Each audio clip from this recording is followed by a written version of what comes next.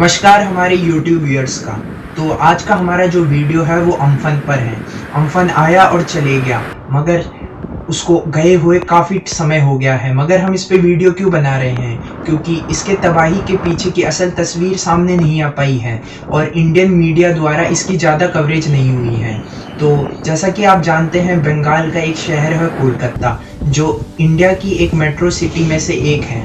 वहाँ पे तबाही हुई, अम्फन आया, मगर फिर भी कोई कवरेज नहीं। और इस पे भी राष्ट्रीय राजनीति हो रही है, अम्फन पे भी। और जैसा कि आप जानते हैं, इंटरनेशनल मीडिया ने भी इस अम्फन पे कवरेज की थी, मगर हमारे नेशनल मीडिया पे ने इस पे कोई कवरेज नहीं की। तो सवाल ये उठता है कि हमारे इंडियन मीडिया ने इस पे कवरेज क्यों नहीं की। तो अब हम अम्फन के नुकसान का विश्लेषण करेंगे। तो इनमें से सबसे बड़ा जो नुकसान हुआ है वो एक बरगद के पेड़ को हुआ है, जिसे इंग्लिश में बानियन ट्री कहा जाता है। और बानियन ट्री, जैसा कि आप जानते हैं, इंडिया का राष्ट्र पेड़ भी है, जो एक राष्ट्रीय धरोहर था। ये पेड़ जो 342 साल पुराना था, इसे काफ़ी नुकसान उठाना पड़ा है। और इसके अलावा जो हमारा ये कोलकाता का नेशनल बॉटनिकल गार्डन था, इसमें 1000 से ज़्यादा वृक्ष हैं, उन्हें काफ़ी नुकसान उठाना पड़ा है, जिनमें से कल्प वृक्ष भी थे और उसमें महोगनी के पेड़ थे जो उखड़ गए हैं। तो इन सब नुकसान के बावजूद टेलीविज़न पे इसकी मीडिया कवरेज क्यों नहीं? तो आगे चलते हैं, हम विश्लेषण करते हैं सुंदरबन का। जो सुंदरबन है वो एक वर्ल्ड हेरिटेज साइट है, उसमें इतना नुकसान हुआ फिर भी कोई कवरेज नहीं।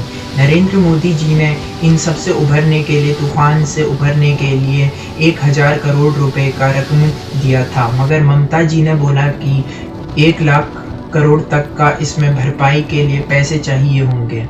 तो जैसा कि जो कच्चे घर थे वो सब उखड़ गए और लोग बेघर हो गए।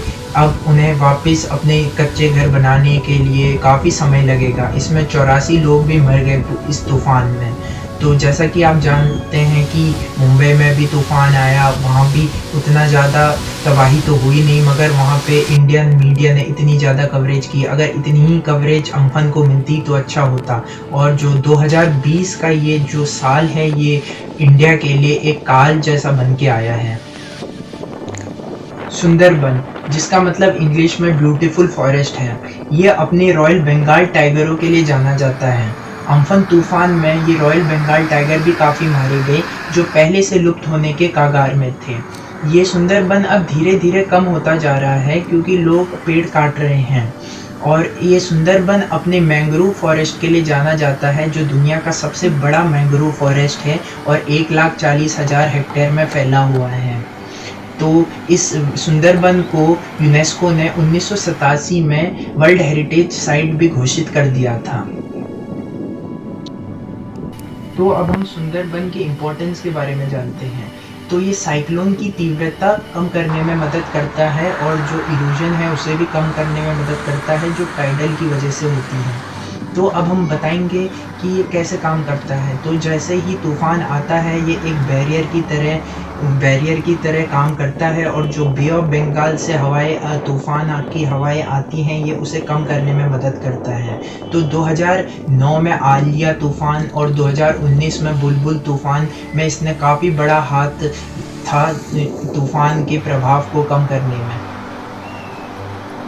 तो जैसा कि आप जानते हैं, कोलकाता शहर जो है वो पानी में डूब गया था और 5-6 दिनों तक वहाँ ना कोई बिजली की व्यवस्था थी, ना कोई पानी की व्यवस्था थी और लोगों को काफ़ी तकलीफ़ों का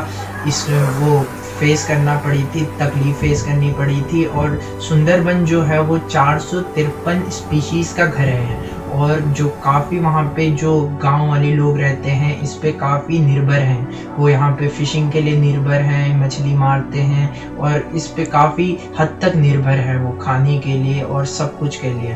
तो हमारा आज का वीडियो हम आपको बताना चाहते थे कि कैसे सुंदरबन के क्या क्या फ़ायदे हैं और कैसे ये लुप्त हो रहे हैं। और अम्फन पे मीडिया कवरेज नहीं थी, इसलिए हमने इस पे अपनी खुद की मीडिया कवरेज की। तो अच्छा लगा हो तो आप इसको ज़रूर शेयर करें और सब्सक्राइब करें। धन्यवाद।